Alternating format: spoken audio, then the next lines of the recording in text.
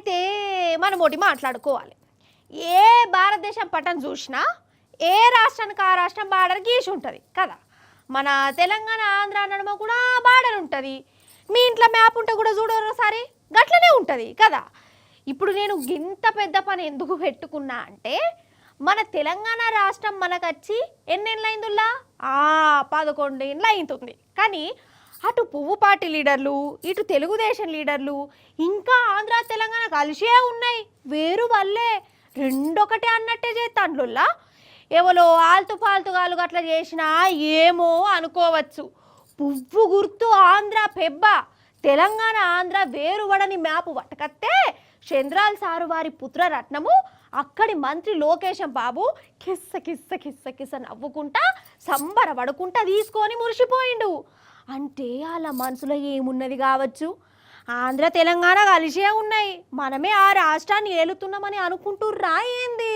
గిట్లనే కొడుతుంది మరి. పారి మీకు పూరాగా చెప్తా ముచ్చటిందో నడువురు మరి. ఈయననే ఆంధ్రకు కొత్త పువ్వు గుర్తు పార్టీ పెబ్బ మాధవ్ సారు. ఈసారు కొత్త పెబ్బ అయినందుకు లోకేష్ సార్ను కలిసినందుకు వచ్చిండు. శాల్వా కప్పిండు. మనం ఒకటే అనుకుంటా ముచ్చట్లు పెట్టుకొని లోకేష్ సార్కు ఇగో భారతదేశ పటం చేతిలో పెట్టిండోలా. కానీ ఈ పటంలో చూడురి మన తెలంగాణ ఏది యాడగనబడుతుంది. ఇంట్లో ఏ రాష్ట్రానికి ఆ రాష్ట్రం బార్డర్లు గీసిరు. ఇది తమిళనాడు, అది కేరళ, అది జార్ఖండ్, ఇది గుజరాత్, ఇది హర్యానా, ఇది ఛత్తీస్గఢ్ అని దానికే ఉన్నాయి. కానీ ఒక్క మన తెలంగాణ జికరే లేదు. మాయం చేసిర్రు, ఆంధ్రలా కలిపేసిర్రు. అగో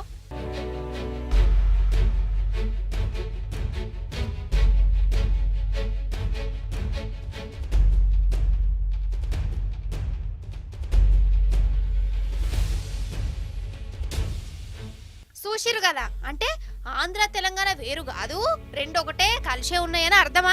ఈ పట్టం ఇచ్చింది పువ్వు పార్టీ పెబ్బ, తీసుకున్నది ఆంధ్ర మంత్రి లోకేశం బాబు.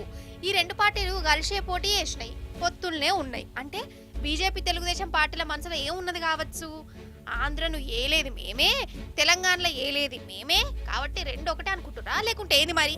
ఈడ తెలంగాణకు ఎందుకు గుర్తింపియలే, ఎందుకు వేరేగా చూపించలే? ఇది కుట్ర కాకుండా ఇంకేంటిది?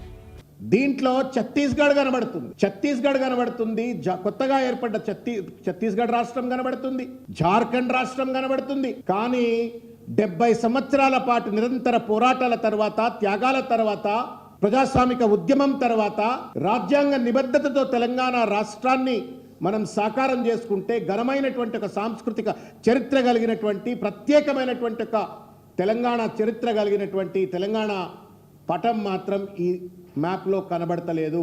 ఇచ్చేటాయనకు బుద్ధి లేదు, తీసుకునేటాయనకు కూడా బుద్ధి లేనట్టుగా స్పష్టంగా కనబడతా ఉంది. Is this not an insult to Telangana? ఇవాళ బీజేపీ తెలుగుదేశం రెండు పార్టీలు కలిసి తెలంగాణ అస్తిత్వాన్ని అపహాస్యం చేసినట్లు కాదా అని చెప్పని ఈ సందర్భంగా నేను ప్రశ్నిస్తా ఉన్నాను.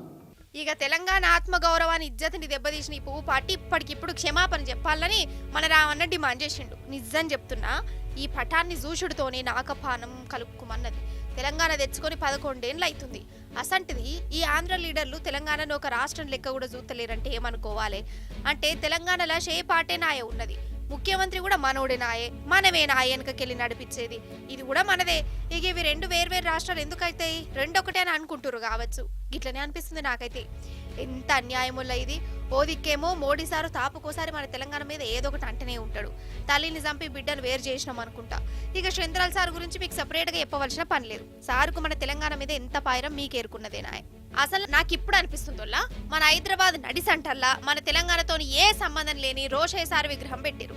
బనకషేర్లతోని నీళ్ళెత్తుకపోతురు. ఇక ఇప్పుడు భారతదేశం పటంలో తెలంగాణను రాష్ట్రం కిందికే లెక్కెత్తలేరు. అంటే ఇదేం కుట్ర కావచ్చు అసలు? రాను రాను ఇంకెన్ని చేస్తారు వీళ్ళు?